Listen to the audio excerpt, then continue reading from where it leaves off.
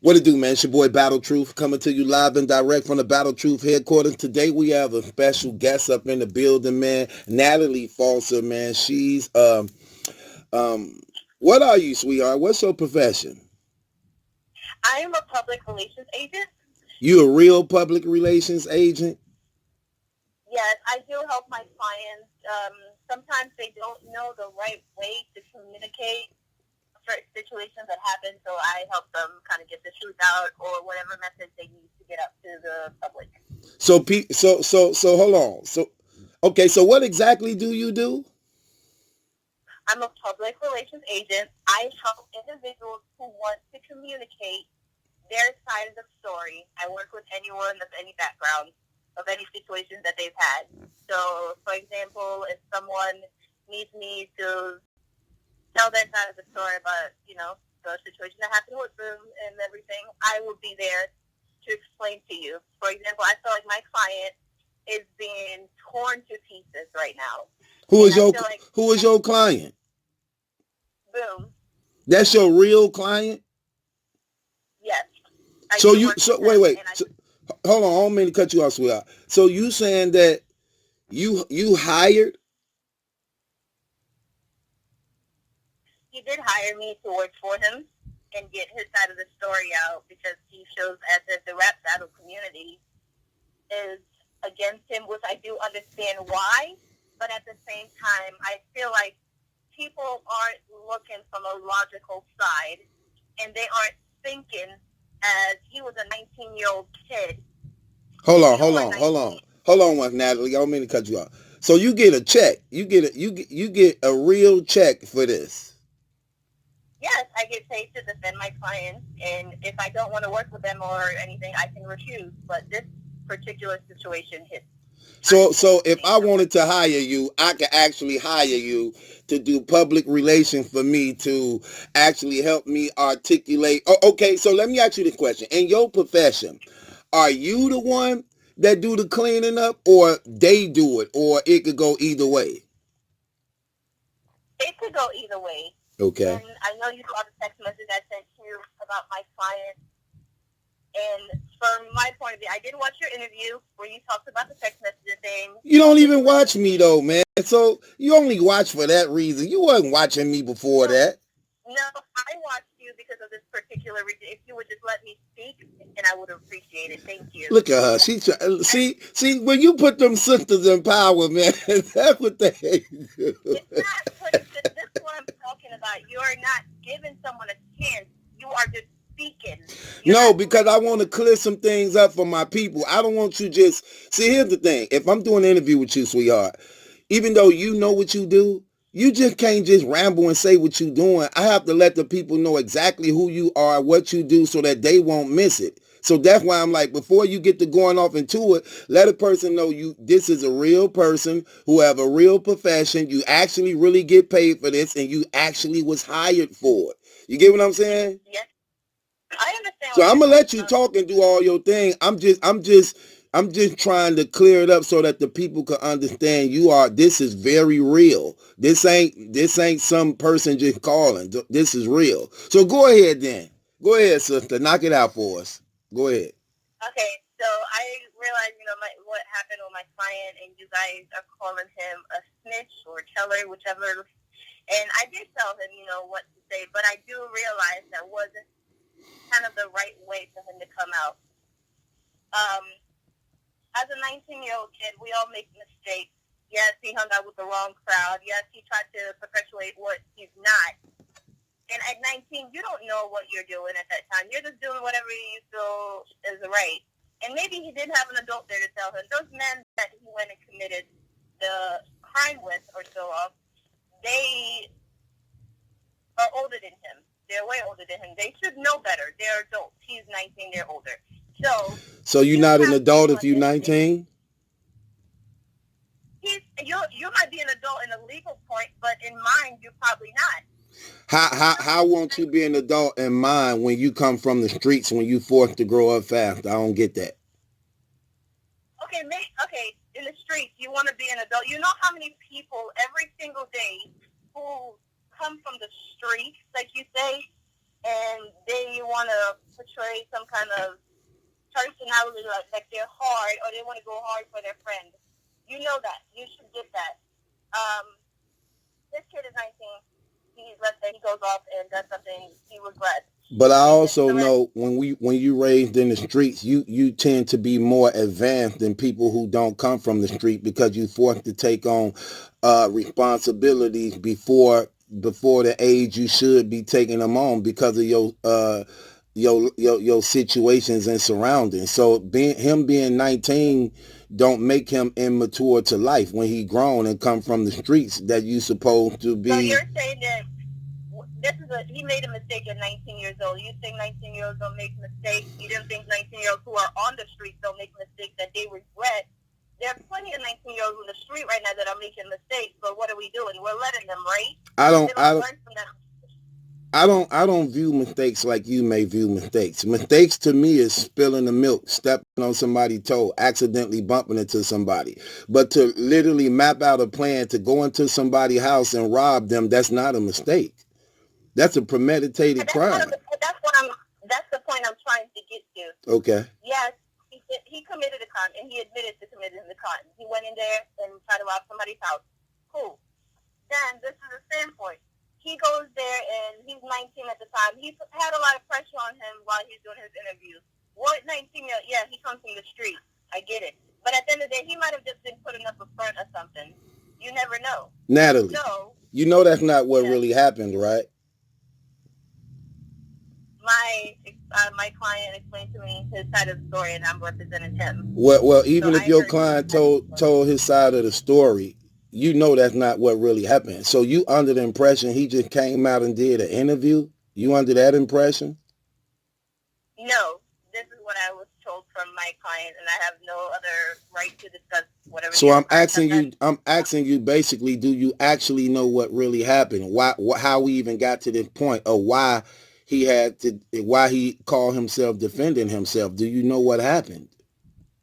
The battle with the other guy of color, right, the Caucasian that he had the battle with, right, and that he proved paperwork from him snitching, right, which doesn't make any sense to me. So I feel like somebody in his crew, there's no way that guy knew that he snitched unless somebody told him, hey, look, go look up this information, and he did this and bring the paperwork.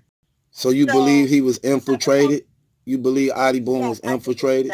I do actually believe someone that he is close with or someone he knows took that paperwork out there or told this other battler that he battled with that, You know that's what battle rap is, though. They look into each other's past to dig up dirt on one another so that they can have the leverage. Go ahead. Do you go back and look up what these battle rappers are saying, right? Do you think 90% of the time they're true or 100% true?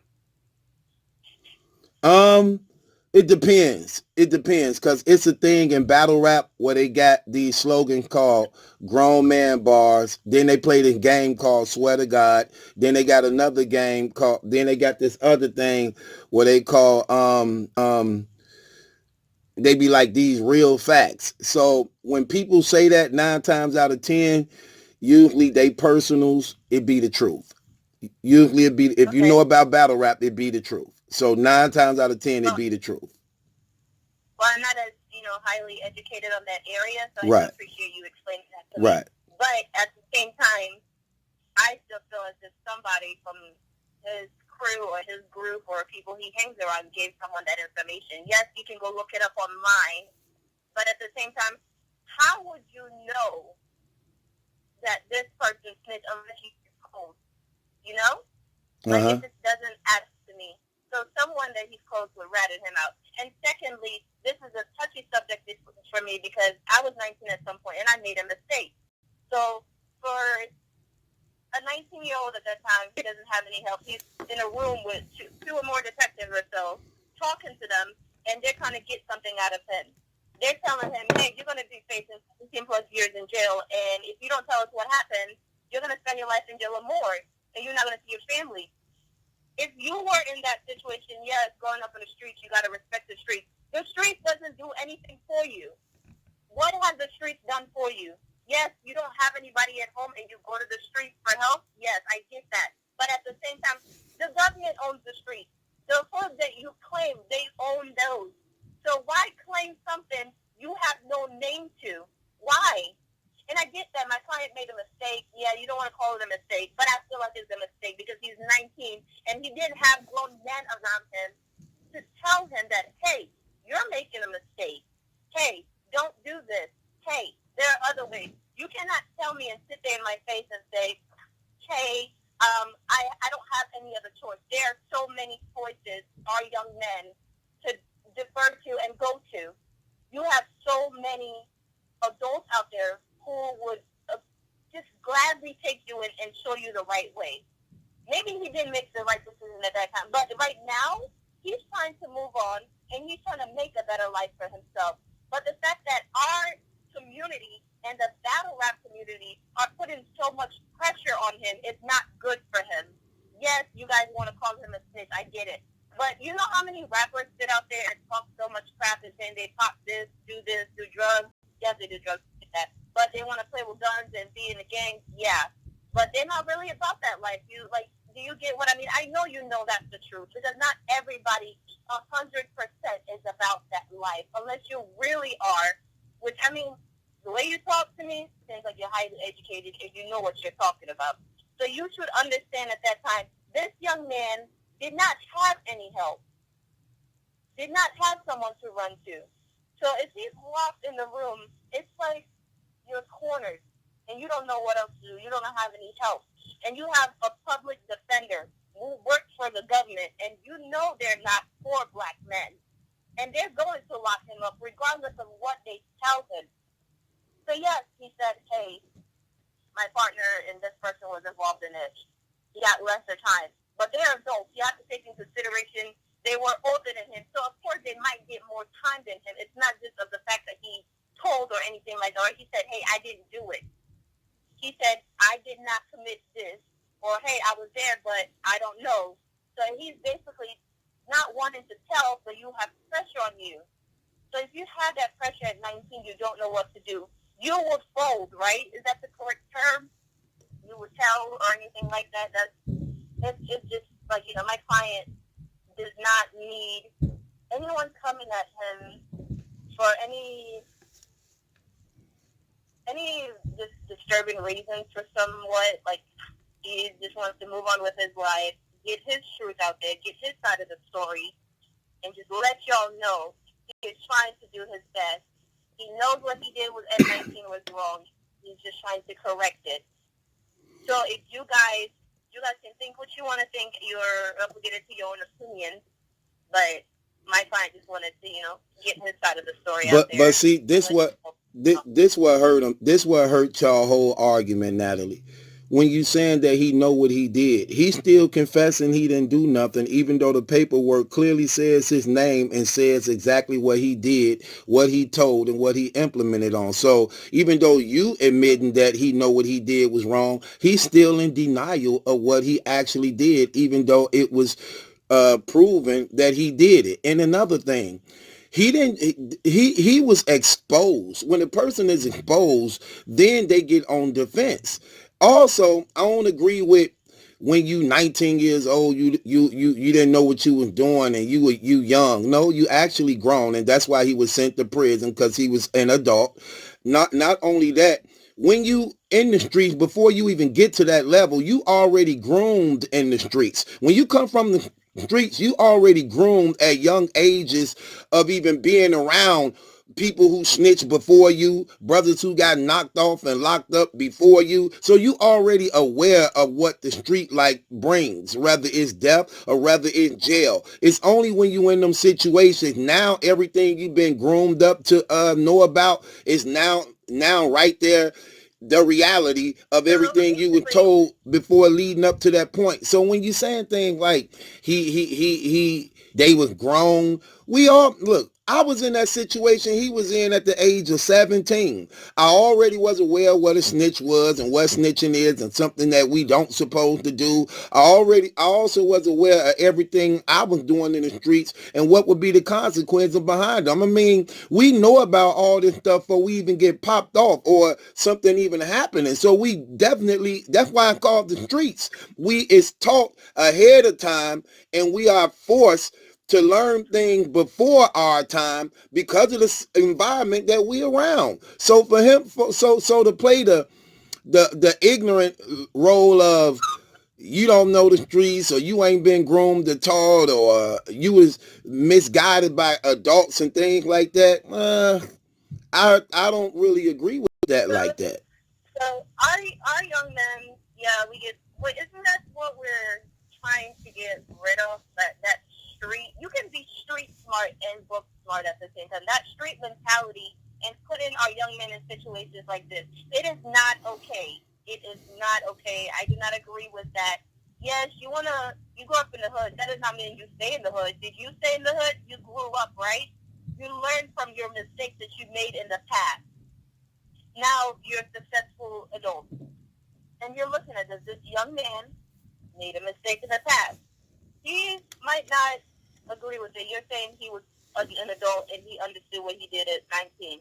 Just because you're at the legal age says 18 and older, you're an adult, does not mean mentally you are grown and you know how to make responsible decisions. You know right from wrong, but your mental capacity of understanding something is not at that level like you are or you were at that age. Maybe you had better adults around you to teach you that. Maybe this young man was in a gang that's not for them, or maybe the people that he was around weren't teaching him the right method to go about stuff.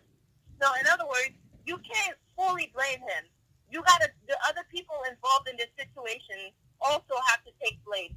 Saying he snitched, everyone in the rap battle community is putting this blame on him instead of looking at what these other two did.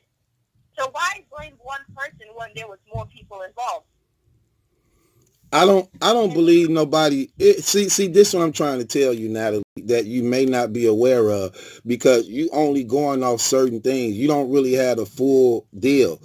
The reason why so much heat came on him in this situation is because when it was being revealed what he did, he was saying, I'm a real nigga. I never do that. I never snitch on somebody. I'm a real nigga. What you talking about? I don't, and that's when it started getting bad on him when he was swearing that he was a real nigga, and by being a real nigga, I never snitch on nobody. I never did snitch on nobody. Then the guy, I don't know if you're aware of this, one of the guys who he who he snitched on actually released the statement on him. The brother named Stanley Williams. Stanley Williams released a statement saying that Adi Boom got him indicted for the statements that he gave to the police and got him 13 years. So that it was all that type of stuff. It wasn't just Adi Boom being revealed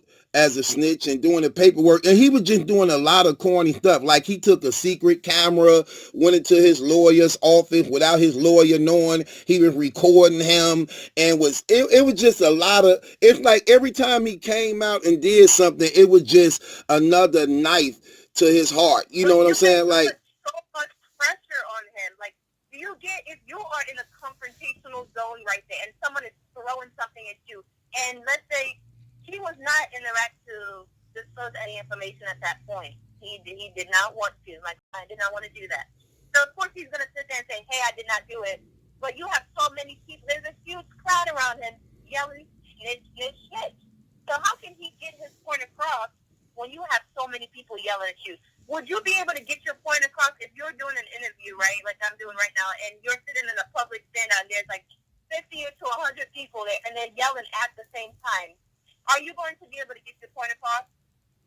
Yeah. Hold on.